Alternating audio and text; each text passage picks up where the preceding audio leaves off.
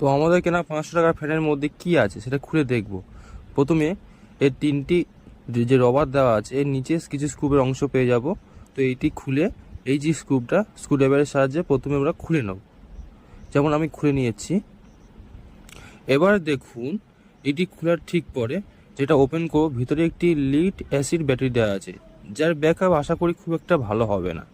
তো এটি পরিবর্তন হয়তো ভবিষ্যতে করতে হতে পারে। এই কানেকশন ডায়াগ্রামটা দেখিয়ে দিচ্ছি কীভাবে করা আছে।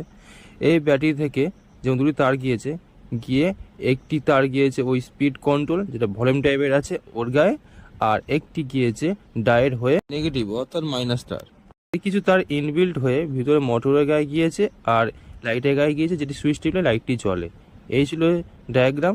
তো মোটরটা দেখে নিন।